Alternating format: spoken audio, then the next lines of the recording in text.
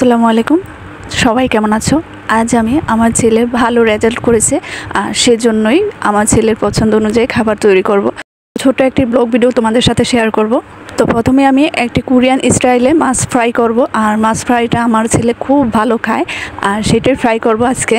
তো এখানে নিয়েছি আদা রসুন বাটা, ধনিয়া গুঁড়া, হলুদ গুঁড়া, মরিচ গুঁড়া, টমেটো সস, সয়া সস, সাথে দিব টক দই, সামান্য সয়াবিন তেল। এখন সবগুলো মশলা আমি একসাথে ভালো করে মিশিয়ে নিব। তো এখানে একটা বড় সাইজের তেলাপিয়া মাছ নিয়েছি আর সেটাই ছুরির সাহায্যে ভালো করে কেটে নিয়েছি, দেখতেই পাচ্ছ। আর মশলাটা খুব ভালোভাবে মিশিয়ে নিব, এই মাছটার ভিতরে দিয়ে দিব যাতে কোনো রকম কোনো অংশ বাদ না থাকে। তো অনেকক্ষণ ধরে আমি ম্যারিনেট করে নিয়েছি, এখন রেস্টে রেখে দেবো প্রায় 20 মিনিটের জন্য। 20 মিনিট পর আমি তেলে ভালো করে ভেজে নিব মাছটা। এখন চলে আসলাম গরুর মাংসটা ম্যারিনেট করতে। আসলে পরীক্ষার সময় আমার ছেলেকে প্রতিবারই আমি বলে রাখি যে তুমি পরীক্ষায় যদি ভালো রেজাল্ট করতে পারো তখন আমি তোমাকে তোমার পছন্দ অনুযায়ী খাবার তৈরি করে দিব। এর মানে এটা নয় যে সবসময় আমি শুধু পরীক্ষার জন্যই তাকে ভালো খাবার বানিয়ে দিই, এর আগেও আমি বানিয়ে দিই, কিন্তু তাকে একটা আশ্বস্ত করি যে তুমি ভালো করে পরীক্ষা দাও, তাহলে তোমার পছন্দ অনুযায়ী খাবার আমি বানিয়ে দিতে পারবো। আসলে বাচ্চাদেরকে এভাবে আশ্বস্ত করাটাই ঠিক, যাতে করে সে খাবারের নেশাটা দ্বিগুণ বেড়ে যায় এবং কি পরীক্ষাটাও ভালো করে দিতে পারে। তো আলহামদুলিল্লাহ অবশেষে আমার ছেলে খুব ভালো একটা রেজাল্ট করেছে।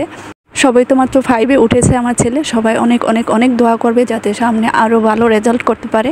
তো অবশেষে আমার মাংস ম্যারিনেট করা হয়ে গেছে, সেটা আমি আধা ঘন্টার জন্য রেখে দিব রেস্টে, তারপর ভালো করে রান্না করে নিব। আর এখানে কী কী দিয়েছে সেটা তো তোমরা দেখতেই পাচ্ছ, আমি আর এক্সট্রাভাবে বললাম না তোমাদের। আর এটা কিন্তু কালো বোনা, আর কালো বোনা সবাই মোটামুটি রান্না করতে পারে। যেহেতু বলছি এটা একটা মিনি ব্লগ, তখন আর ভিডিওটি বড় করি কীভাবে। তাছাড়া আমি ভিডিও করতে খুবই ভালোবাসি, কিন্তু ভিডিও এডিট করা, ভিডিও ভয়েস দেওয়া আমার কাছে খুব বিরক্ত লাগে, সেই জন্যই তোমরা আমার ভিডিও খুব কম দেখো। তো এবার চেষ্টা করব সবসময় ভিডিও দেওয়ার জন্য। তো তোমরা আমাকে প্লিজ সাপোর্ট করবে।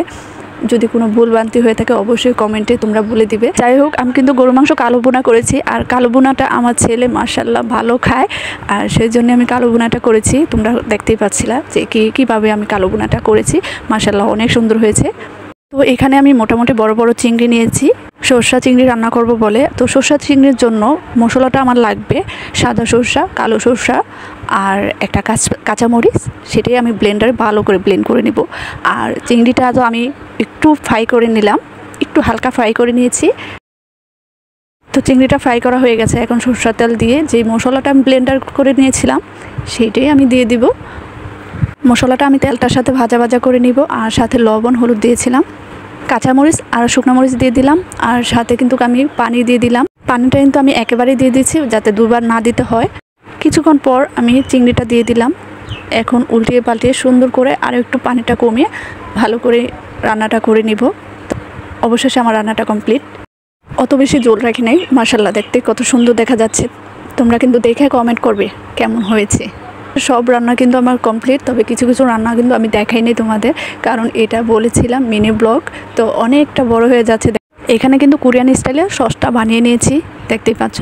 আর মাশাআল্লাহ প্রত্যেকটা খাবারই খুব জুসি লাগতেছে, তাই না? মনেই হচ্ছে যে খেয়ে ফেলি। আসলে খাবারগুলো অসাধারণ হয়েছে।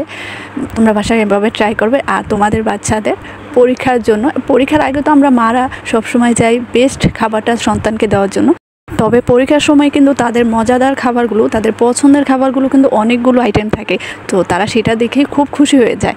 আসলে আমরা কিন্তু সবসময় খাবার বানাই বাচ্চাদের জন্য, কিন্তু আলাদা করে তাদের পছন্দ অনুযায়ী সব খাবার কিন্তু আবার একসাথে তৈরি করা হয় না, আর সেটাই তৈরি হয় শুধুমাত্র যে কোনো একটা রিজনের কারণে। যেমন আমার বাচ্চা পরীক্ষা দিয়েছে, ভালো রেজাল্ট করেছে, এখন তার পছন্দের খাবার সবগুলো খাবার একসাথে বানাইছে। তো আসলে সে দেখে ভীষণ রকমভাবে খুশি হয়েছে, আর সে তো খুব মজা করে খেয়েছে। তো তোমাদের কাছে আজকে এই মিনি ব্লগটি কেমন লেগেছে অবশ্যই আমাকে কমেন্ট করে জানাবা। আর ভিডিওটি যদি ভালো লেগে থাকে অবশ্যই শেয়ার করবা, প্লিজ লাইক করবা, আর আমার পেজটি ফলো করে রাখবা।